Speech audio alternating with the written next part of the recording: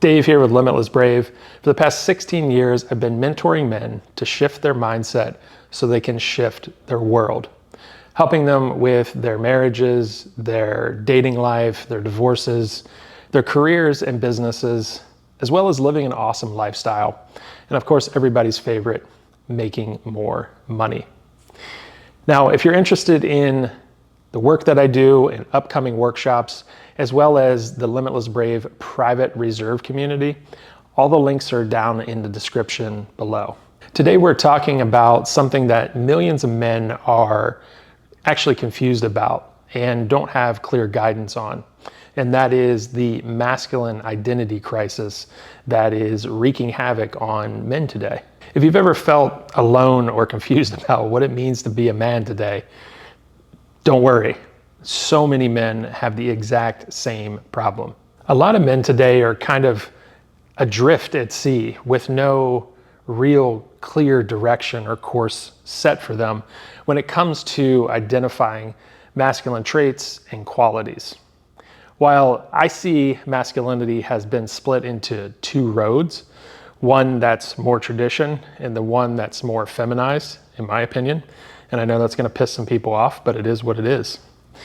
And I lean more on the traditional masculine side. I think the feminized version has weakened men and steered them on a very wrong course, which has created a lot of problems in our society. So when I coach men more on the traditional side of the masculine.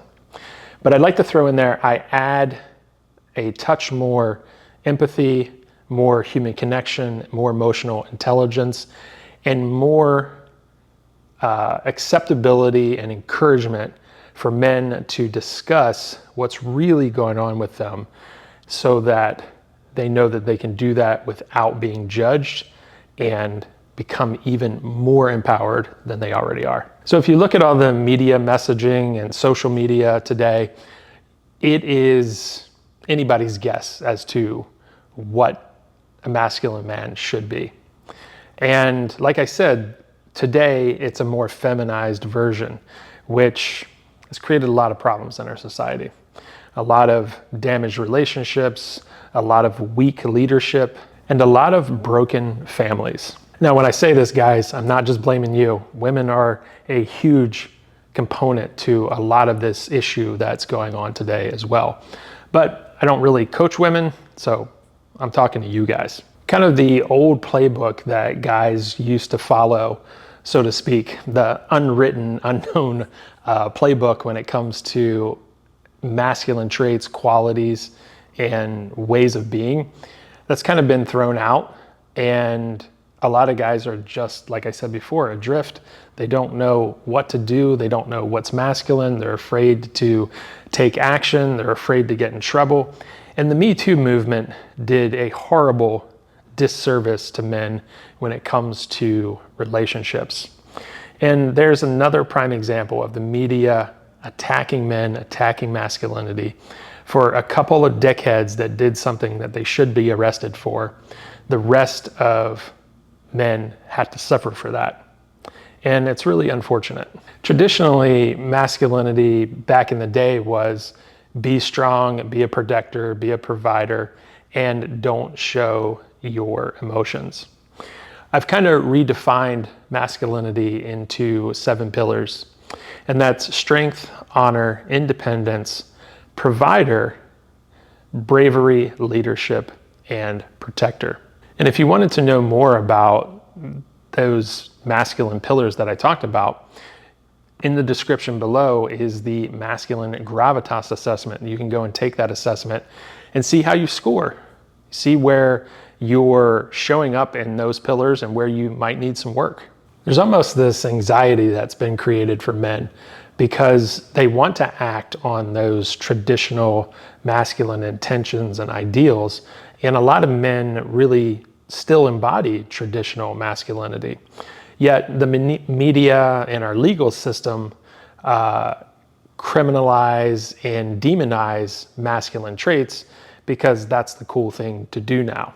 And it's unfortunate when men get divorced, or there's children involved, or a man gets blamed for something he didn't do, and the courts side to the woman much too often. And thankfully, we're seeing some of these women being held accountable and jailed for lying and creating these kind of false accusations against men. So why would a man want to act in tradition when he's afraid of getting in trouble, or could potentially get in trouble for something he didn't even do?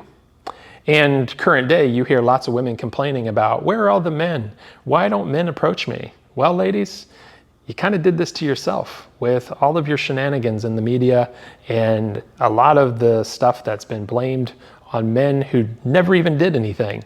This is why women don't get approached. This is why women can't find good men, because good men are not going to tolerate this kind of behavior from society or from crazy women. And when I say crazy women, I'm not here to bash on women like so much of the manosphere does, and these dipshits and red pill and MGTOW who are just angry guys. There's tons of amazing women out there, and you just have to sort for them and find them. And that's part of the journey for us as men. It's finding that good woman to be with, much like it's a woman's job to vet you guys so that she knows that you're a good man to be with. So all this has taken a big emotional toll on a lot of men in the world today.